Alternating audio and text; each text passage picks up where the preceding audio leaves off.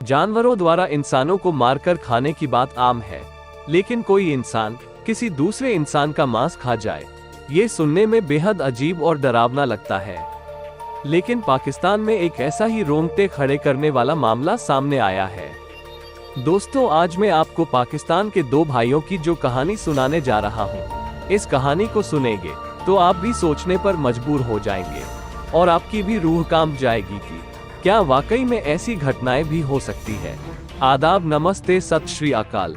मैं हूं वसीम और आप देख रहे हैं क्राइम एंड अमेजिंग स्टोरीज। ये कहानी है पाकिस्तान की राजधानी इस्लामाबाद से 200 किलोमीटर दूर जगह दरिया खान इलाके की, जहां दो भाई रहते थे। एक का नाम था मोहम्मद फरमान अली और दूसरे का नाम था मोहम्मद आरिफ अली। इनकी उम्र 30 से 35 साल की थी। इन दोनों भाइयों की शादी हो गई थी और दोनों के बच्चे भी थे। ये बहुत गरीब परिवार से थे और ये दरिया खान की जिस स्थान पर रहते थे वहां पर और भी बस्तियां थी। इनमें से फरमान अली पढ़ने में बहुत होशियार था, जिसने 10वीं क्लास तक की पढ़ाई की थी।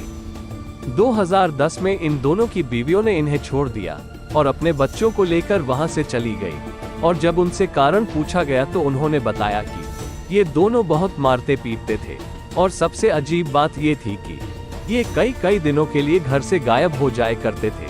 काम धंधा भी ठीक से नहीं करते थे, इस कारण इन्होंने इन दोनों को छोड़ दिया था।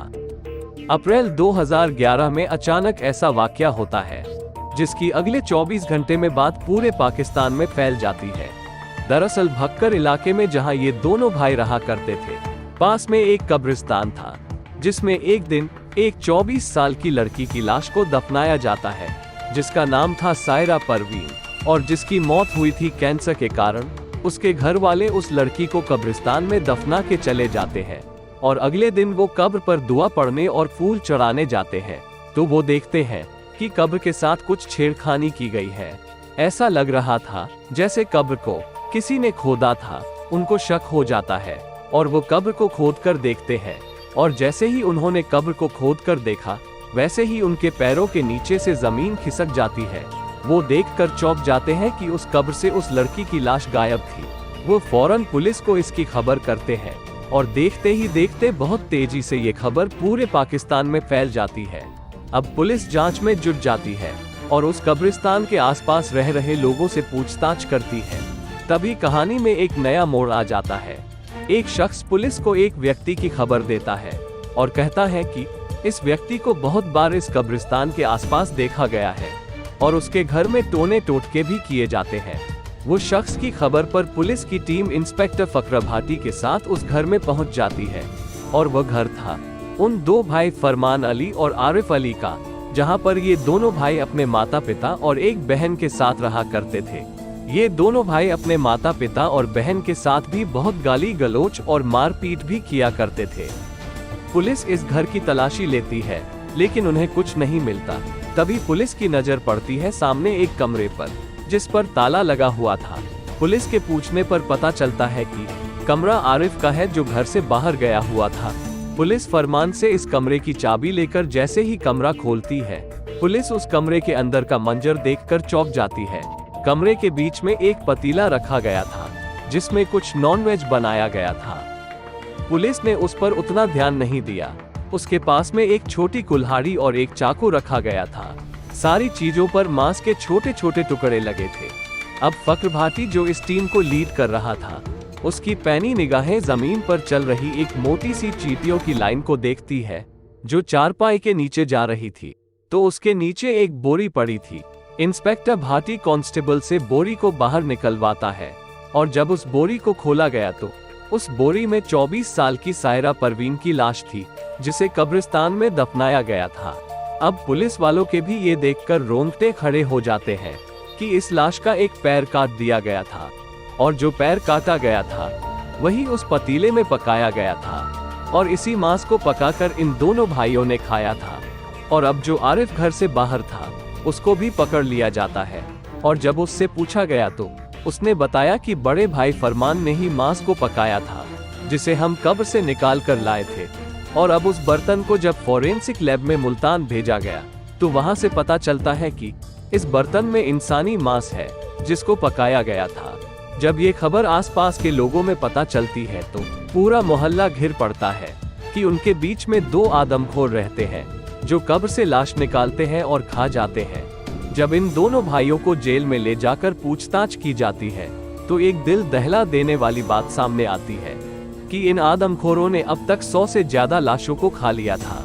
इसके पीछे का कारण उन्होंने बताया कि इन्हें कोई जादू टोना करने वाला मिला था जिसने इनको कहा था कि अगर इंसानी मांस खाओगे तो तुम सभी दुखों से मुक्त हो जाओगे। किसी जीवित इंसान को मारने की तो इनकी हिम्मत नहीं होती थी, जिस कारण ये कब्रिस्तान में ध्यान रखते थे और जब लाश को दफनाया जाता था तो उसी रात उस ताजी लाश को कब्र से निकालकर अपने घर ले जाया करते थे और उसके मांस को पका कर खा जाया करते थे। पुलिस इन दोनों को अदालत में लाती है। तब तक बाहर लोगों का गुस्सा भड़क चुका था। लोग ट्रैफिक जाम करने लगे थे और लोग इन्हें जनता के हवाले करने की मांग करने लगे थे।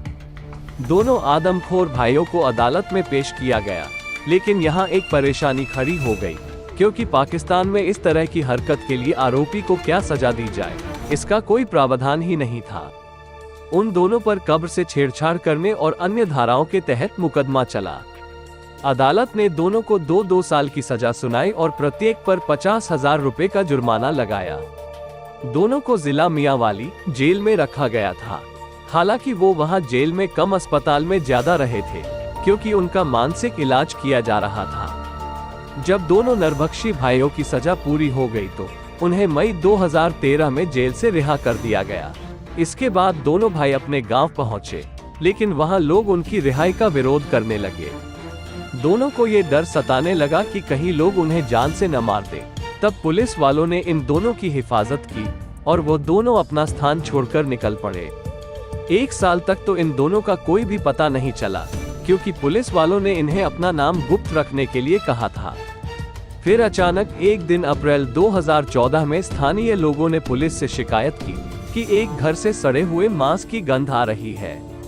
पुलिस उस जगह पहुंचकर आस पड़ोस के लोगों को साथ लेकर उस घर में जाती है, जिस घर में बदबू आ रही थी, और पड़ोसियों को भी नहीं पता था कि उस घर में आखिर कौन रह रहा था। जब पुलिस उस घर में पहुंचती है तो उस घर में आरिफ था। उस घर की तलाशी ली जाती है। फिर पुलिस उस कमरे के पास जाती है जिसमें बड़ा सा ताला लगा हुआ था। जब इस कमरे को खोला जाता है तो पुलिस और आस पड़ोस के मोहल्ले के लोगों के हाथ पैर फूल जाते हैं। कमरे के बीचों बीच 2 साल के एक बच्चे का कटा हुआ सर पड़ा था। साथ ही वहां एक पतीले में इंसानी मांस की करी रखी हुई थी। पुलिस दोनों भाइयों को जानती थी, तो पुलिस के दिमाग में फिर वही पुरानी कहानियां घूमने लगती है। पुलिस वाले दोनों भाइयों को गिरफ्तार करके पुलिस स्टेशन ले आते हैं। पूछताछ की जाती है तो पता चलता है कि वो सर मोहल्ले में कुछ वक्त पहले एक बच्चे की मौत हुई थी, वो सर उसका था।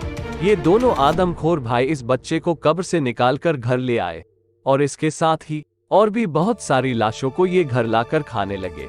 फिर दोबारा इन दोनों भाइयों को अदालत में पेश किया गया और पता चलता है कि ये 2 साल की सजा काटने के बाद भी आदमखोर ही बने हुए थे और ये लगभग 150 से अधिक लाशों को खा चुके थे।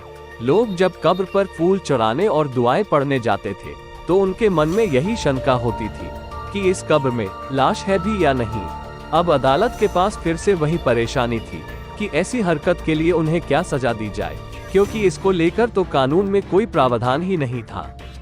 बाद में इस मामले को पंजाब के सरगोधा में आतंकवाद निरोधक अदालत को सौंप दिया गया।